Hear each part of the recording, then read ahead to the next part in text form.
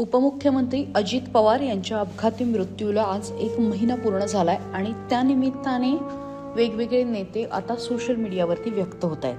अजित पवार यांचे पुतणे आणि आमदार रोहित पवार यांनी सुद्धा एक पोस्ट सोशल मीडियावरती शेअर केली आहे आणि त्यामध्ये रोहित पवार यांनी त्यांच्या दुःखांना शब्दांकित केले। रोहित पवार नेमकं काय म्हणालेत या पोस्टमध्ये ते म्हणतायत, जे घडतंय ते झोपेत पडलेलं एक वाईट स्वप्न होतं असं अजूनही वाटतं आणि म्हणूनच त्या काळ्या दिवशी अजितदादांच्या या नंबरवर कॉल केला, पण तो कॉलही उचलला गेला नाही आणि नेहमीचा तो भारदस्त आवाजही ऐकू आला नाही।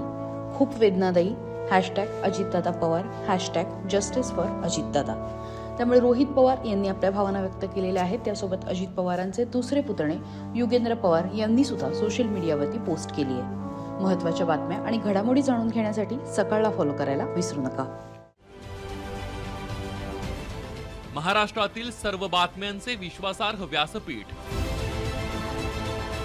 सकाळच्या सर्व सोशल मीडिया प्लॅटफॉर्मला लाईक, फॉलो आणि सबस्क्राईब करा। तसंच सर्व नोटिफिकेशनसाठी बेल आयकॉन प्रेस करायला विसरू नका।